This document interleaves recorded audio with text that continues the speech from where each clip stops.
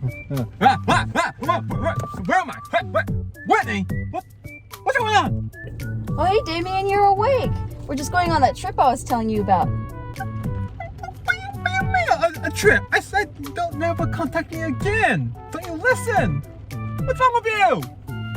Well, yeah, you did say that, but I read between the lines. I knew what you were talking about.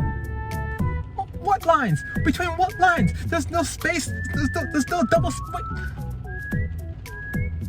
Why are we in my car? Wait, how'd you get in my car? Who gave you the keys? Oh, your roommates let me in. Wait, my roommates? They're in on this? Hi, Damian! Fucking knew it! Every single time it's you guys! Don't be ridiculous, Damian. We're just trying to help out with your love life. And plus the fact that it works with the review today. Again? With your show. Every fucking time. No! No! Yeah, well, anyway, it's time for us to be going. So No, enjoy your day. no. Let me out. No, guys! No!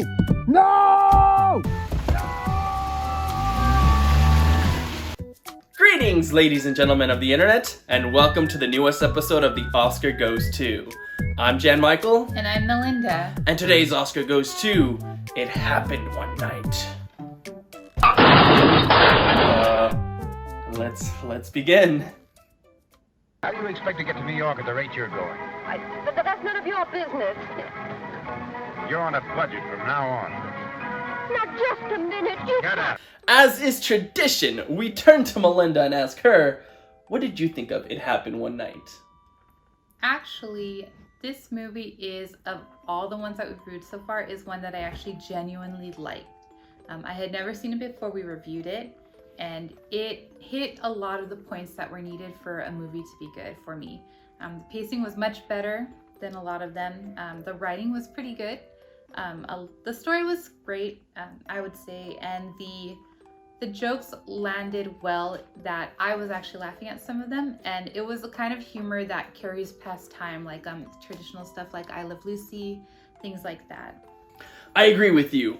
The first time I saw this film, I actually really enjoyed it. So I was really looking forward to seeing what I thought about it on a second run through.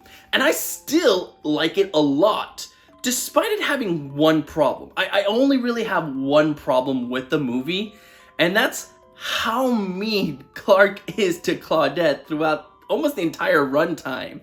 And I mean, like, he says some mean things to her. Even at one point, towards the end, she even talks to her father and says, "Oh, you just had to slap her around a couple of times." I'm like, whoa, definitely a product of the time, just based on that. She picked herself a perfect running mate, King Westley, the pill of the century. What she needs is a guy that'll take a suck at her once a day, whether it's coming to her or not.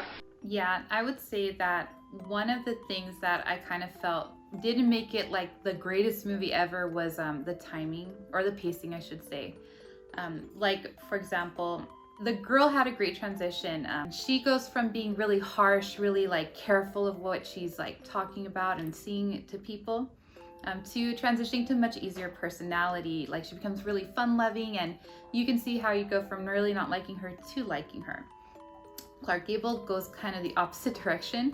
He starts off kind of like, sort of like backhanded complimenty.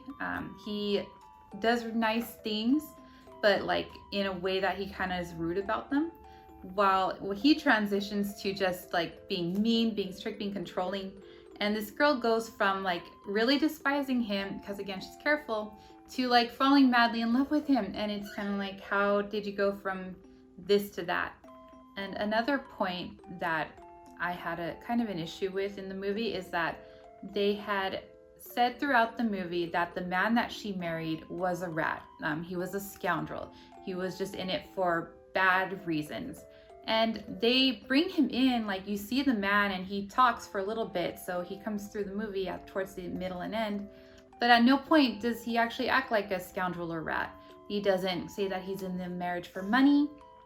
He doesn't take the dad's offer to buy her off or buy him off, and he doesn't talk about how he's getting fame from it. He just seems like a guy who, yeah, I married this girl and she's my wife, so you're gonna have to deal with it. And I don't know if the point is that he just wasn't adventurous enough for her, but that's just not how they played the movie out. I think the one form of dialogue that kind of shows that he's that scoundrel is when the father actually is talking to him saying, oh, you see a good thing and you're just not gonna let it go, huh? And he doesn't deny it, but you're right, it doesn't really show how he's a full scoundrel. You just have to take other people's word for it. And that's fine. I don't think that's a huge problem, just because it's really her, Claudette's character, falling in love with Clark's character, and just them going on this road trip. So to me, it didn't have to be that guy was a scoundrel. He could have been an upstanding person as well.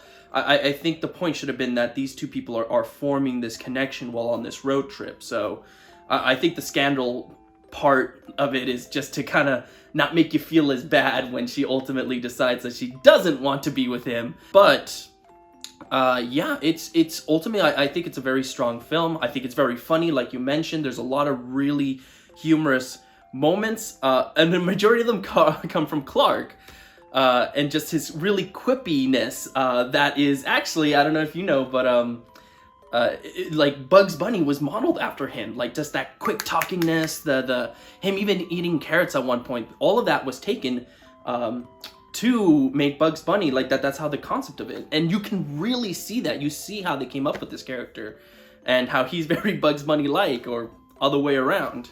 Yeah, you know what? I did definitely see the Bugs Bunny in the character, so that makes sense. So, I think we're on the same page on this one. I think we can both really recommend it despite its flaws. But that's only one question. So, Melinda, do you think It Happened One Night should have won the Oscar? I do wholeheartedly believe that this movie deserved the spot of Best Picture for the year it won. And I recommend that if you have not seen it, to give it a try. Yes, and I also think it should have won the Oscar. I think it's a very solid flick. It's gonna make you smile, it's gonna make you laugh. And despite that one flaw, to me, I think the makings of a great film is one that you can see past the flaws and just still immerse yourself in this world. So yes, I wholeheartedly recommend watching this film. I'll stop a car and I won't use my thumb. What are you going to do? The system on my own.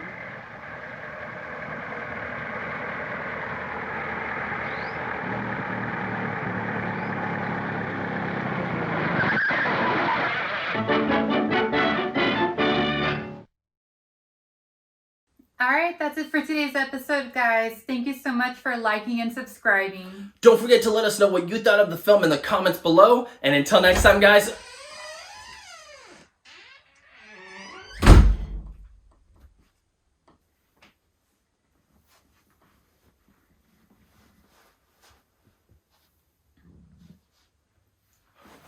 Damian, you escaped! I mean, back so soon? Why, yes, Jan. I escaped. She underestimated me. She did not think I would jump out the window of my own car in the middle of traffic. People died. Well, it's nice to have you back.